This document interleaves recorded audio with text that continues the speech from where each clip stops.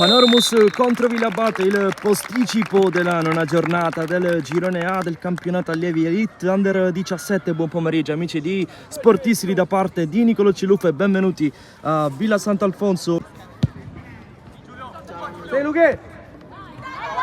Fazio, netto addosso, prova a liberare il destro Fazio, eccola la prima grande palla gol per la Panormus sui piedi di Gabriele Fazio. Poi Geraci. Bellissima apertura di Geraci per Bellingardo che riesce a mettere giù Bellingardo nel vertice dell'area di rigore. Prova a calciare Bellingardo sul primo palo. 1-2 ravvicinato della Panormus, prima con Fazio, ora con Bellingardo. Poi altro cross sul secondo palo, palla che rimane lì, 4 chi si appoggia, Bellingardo! Panormus 1, Villabate 0, Andrea Maria Bellingardo.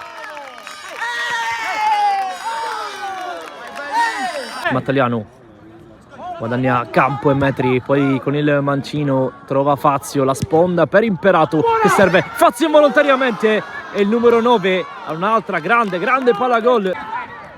Bellingardo ne trascina via un paio, poi ci prova da fuori Terranova.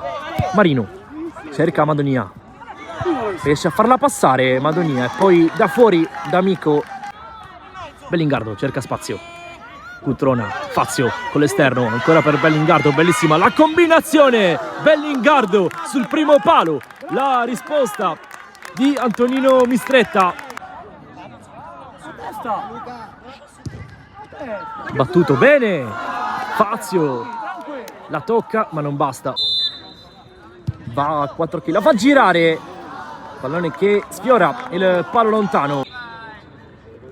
Geraci la tocca, Bellingardo entra in area, libera il sinistro, poi Fazio con la punta riesce ad aprire, pallone messo dentro, 4 chi sul sinistro, clamorosa palla gol per la Panormus.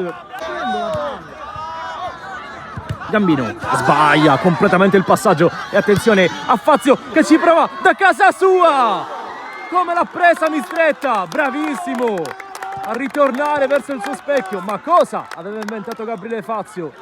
Fischia l'arbitro, va il 7 con il sinistro a giro, va Mattaliano con i giri giusti, cerca e trova il gol del 2-0 la Panormus.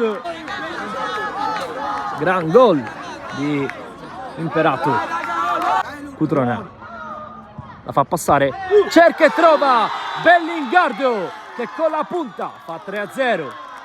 4 chi, sovrapposizione di Geraci, premiata, se la porta sul destro il numero 8 che poi crossa direzione primo palo, la botta di Quattrocchi e la parata di Mistretta. Bellingardo apre per Geraci, finta di Geraci che poi finisce giù da solo qui il numero 8, pallone che comunque resta lì per il sinistro di Bellingardo e Mistretta risponde presente.